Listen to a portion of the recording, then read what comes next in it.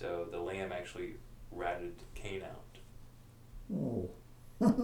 Again, she was a little nutty. Interesting woman.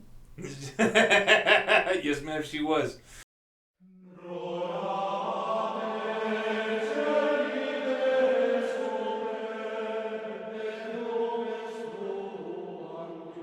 This is the Gospel according to St. John.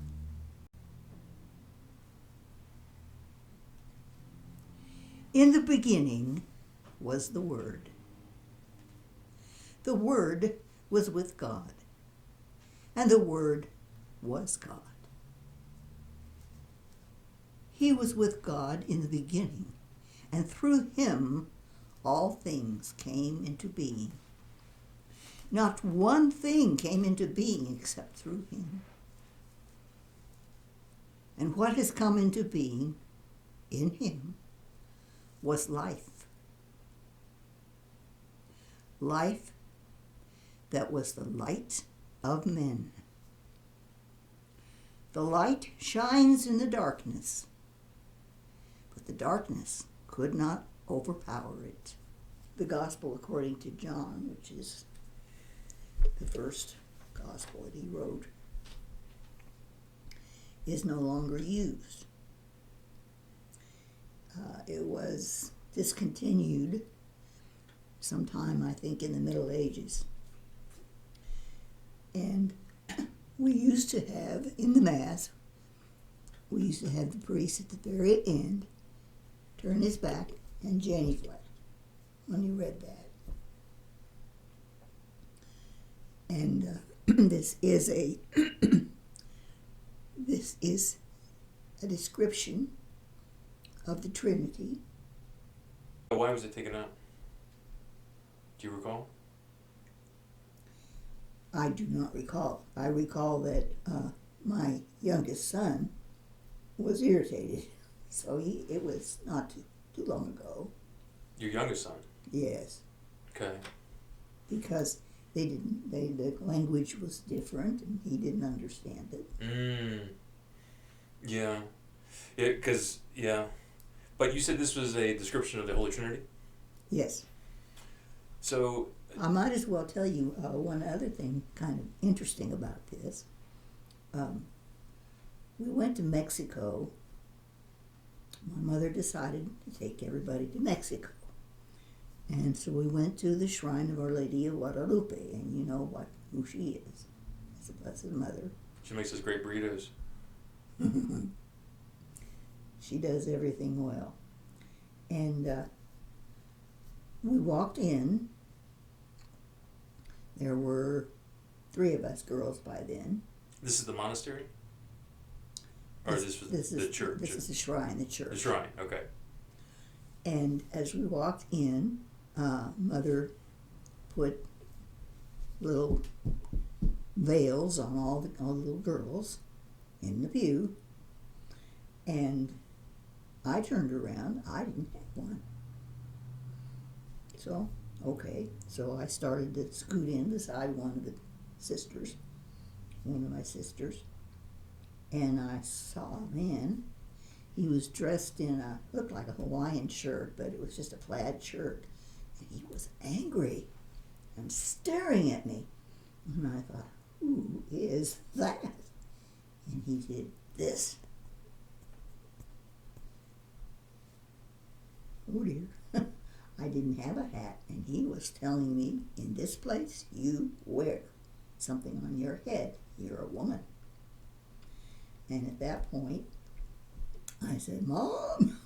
And she turned around, but he didn't defer at all. He just looked down.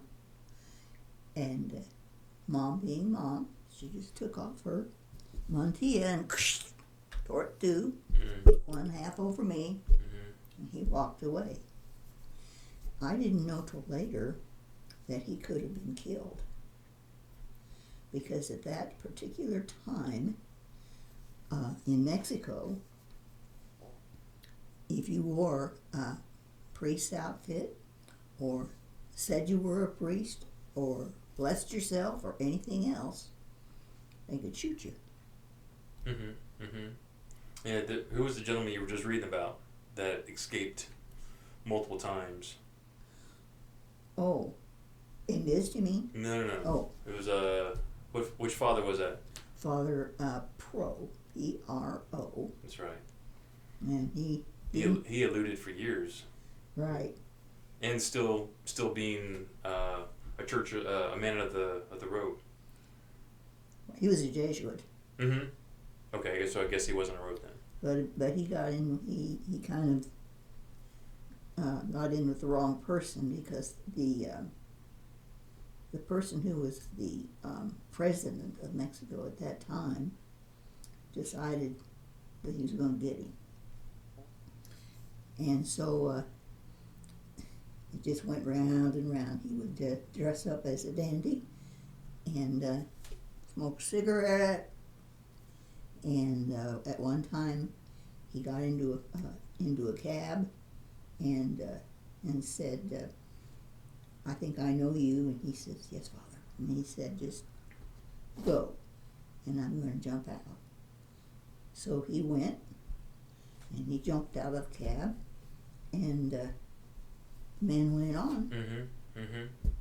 Let's go back to the Gospel of John here. All right. So this is his first introduction to the Holy Spirit, and I recall different intros of how the disciples or other writings on how they would describe the Holy Spirit. But this is one of the few times I've ever seen where it says, "And through him all things came." Right. And I thought that was sweet and poetic to the point. Yeah. What they're saying there is that God is God, and I mean, what God the Father sent His Son to redeem us, but His Son was equal to Him. So it was when I was in Mexico, I found a picture. Didn't get it, but I mean, hanging up. You didn't steal it? No. All right. And there were three. They looked like Jewish people. Three exactly the same, and that was the Trinity.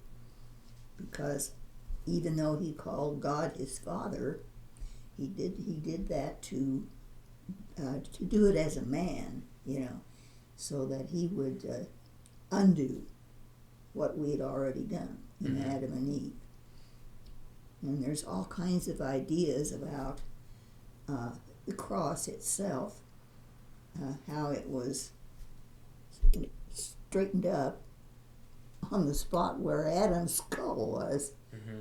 which is probably not true, but that's one thing that they thought. One of the depictions, yeah. Right. So I mean, so let me ask you this. So this is part of the Bible that is now taken out. It's taken out of the Mass, but it's not taken out of the Bible. Gotcha. Okay. This is the first biblical John, Gospel according to John. Okay. So this interpretation could still be found. Right. Gotcha. But it was taken out of the Mass, and gotcha. Okay. So you were talking about go back. So I had a couple questions, but I'm trying to remember how you just phrased it.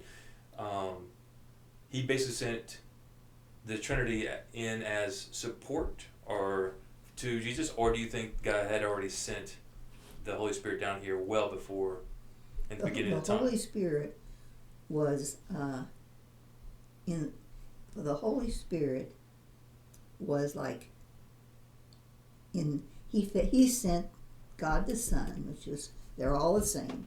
Mm-hmm. The Father was like intelligent and all the same. The Son was God and man together. He had to be both, or he couldn't have paid with his life.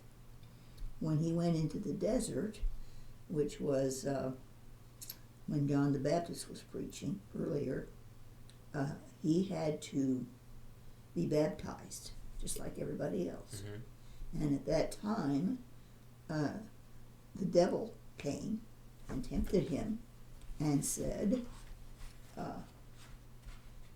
he had been 40 days and 40 nights without food, for water. And he said, just pick up that bread, and if you're who you say you are, if you're the Son of the Father, you just eat that.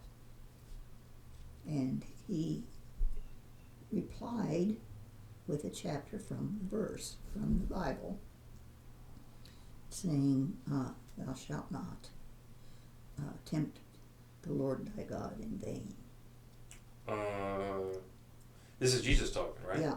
But I thought that verse was from the New Testament, not the Old Testament, which would have been the Torah. So is thou shalt not tempt? Is that from the Old Testament? Uh-huh. Okay.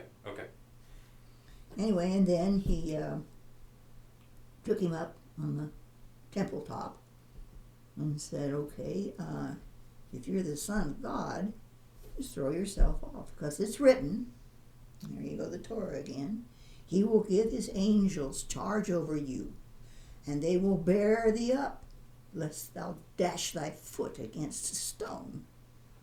And anyway, he did that 3 times. And and the third time he said,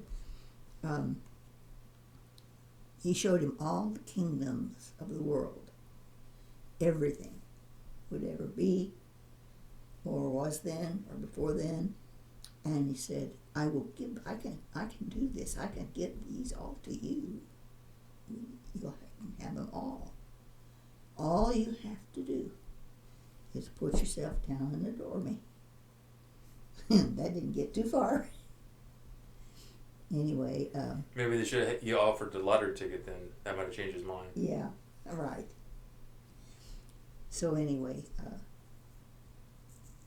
that was the third temptation. And so he stopped tempting him till another time. And that's the part that nobody knows what he meant. If you look at the Bible, he no longer tempted him until a later time.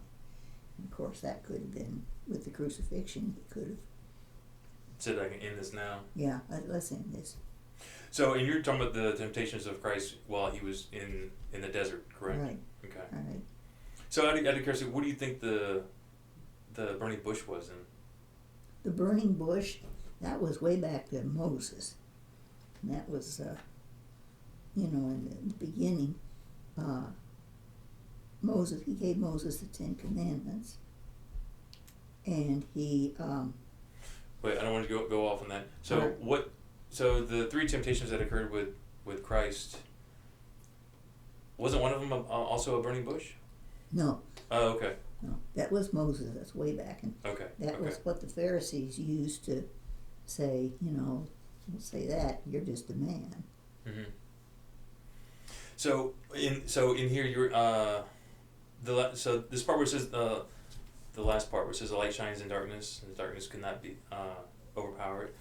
So pertaining to, there wasn't really no good or evil, because they, at that point in time, were they still considered 2 forces in opposition? Or what was considered that, because the word devil didn't pop up yet, did it? Yeah, it was there, but nobody said devil at that time. What did they use at that time? Do you recall? I'm trying to think. I think the Pharisees used evil spirit. Okay. Because I've heard some interpretations, whenever they use the word temptation, that was just another term for Satan or devil. Do you agree with that, whenever they use that term? Yeah. Okay. And the thing is that when the whole thing, of course, went back to the angels, that the devil was very, very smart. Oh, he was basically he was the first in command. Yeah. Under God. And he was a very proud person. And what he thought was, let's just tell these people, Adam and Eve, all you have to do is just do what I say, and you'll be God. If you're talking about Adam and Eve, what are your thoughts on Lilith? Oh, Lilith, I think that Lilith is made up. That's what I think. So anyway, Oh, we're not going down there. Okay. She's like, I'm not talking about Lilith. Okay. All right. Fair enough. Anyway, he tempted Eve, and the story went back in the Old Testament that God thought that Adam should have a helpmate. Don't you say a word. Should have a helpmate like him, and that he would make a female, just like he had made females in the other things that he had made. And so he said to Eve, this is way, way back, you know, this isn't really right. This is the serpent now that's saying this. And he said, this isn't really right. If you really, really believe that you couldn't eat why, you can't eat any of the trees then. And she said, no, he didn't say that. He said, you're not to eat of the tree in the center of the garden. Mm-hmm. Because if you do, you will be like God. And she looked. She saw, I think the gospel says, she saw that the tree was good to eat. She saw that the tree was beautiful. She saw that the tree would give her being like in God. So she ate it. The thing is, I had to laugh. This Jesuit that I like, it's on TV, said that the Bible actually says, and she gave some to the man who was standing beside her. Yeah, I had a sister. I don't remember her name. She was Catherine. No, anyway, I don't remember her name. I had a nun. She blamed. So I've heard different interpretations for that area, and some of the interpretations was that Adam basically had to teach Eve the way of man, quote unquote. So they blamed this nun in school was very open about blaming Adam for not teaching the proper modalities of life in the garden. Right. But she was smart. She figured it all out. Anyway, I don't know where we were. Well, we jumped over Lilith. Then we'll talk about that, and then we're just finishing up that this all started because we were talking about the last question with the light and darkness, as far as the original name of the devil popping up in what was it? The first time the devil popped up was later in the Bible, but if I remember correctly, the darkness or evil always was temptation. I think it is always when the devil popped up, or another synonym for the devil was temptation or darkness. So I was just curious if this is what is in your interpretation or your view for light shines in the darkness was referring to the devil, or yes, or if it was just like he was proud, very proud, and he thought that he should be like God, and he was very proud. Is that a bad thing? Should we all try to be like God? Well, I don't think so, because you gotta have a goal, right? So then what's the goal? His goal was to be the big shot, and so his goal wasn't to be God. His goal was to take the position of God. Gotcha. Okay. And he was proud, and he was like the day star. He was the big shot. Mm-hmm. Shone in the darkness. He had a little extra thickness on his halo, a little extra gold. Little extra gold. Little extra feathers that were permed. Anyway, so yeah, all right. So Eve gave it to Adam, or shared with Adam, and so there's one for the devil and one that you said it right. One for the devil, but God, I'm sure God's a little higher number up. So, okay, cool. But anyway, he came as a snake, and that's the deal about Well, this is interesting because I've heard different interpretations that he came as a serpent. That's the snake. Well, and again, from Saint Peter, talking about the snakes running the evil off. It was a serpent. So there was all for the longest time, because different serpents. I guess there was too much generality when you said a snake. So a serpent, I guess, had more teeth in description. Who knows? Who knows? I don't know anything about serpents. Now, I know a girl that doesn't like them. Was it that one? Mm-hmm. All right, let's move on. And the animals, I guess, could speak in those days. Well, At least he could. The interpretations I've heard, it wasn't that they could speak, it's just that man could understand them, or specifically Adam and Eve. And that was some of the belief that Lilith had a better connection with him. And that was one of the things when he said she wanted to be on bottom to look up because she knew the name of God.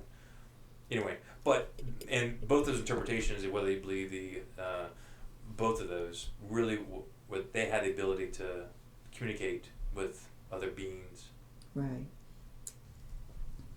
And I remember thinking as a kid, how could this be? Because Cain kills his brother Abel, and then Cain says to God, now I'm going to have to always be scared because I've done this, and because God said out, and he said, I'm going to be scared because everybody that sees me is going to say, oh, kill this one. And refresh my memory. Well, didn't God ask him to kill Abel? No, Abel was the good guy. He was what happened was that they wanted to give God a gift. Okay. Cain didn't have the right spirit. He didn't care much, but he went ahead and picked the flowers or whatever it is. He came to give his gift, and here came Abel, and he brought a lamb, a perfect lamb. Was it a baby lamb? Mm-hmm. Okay. And the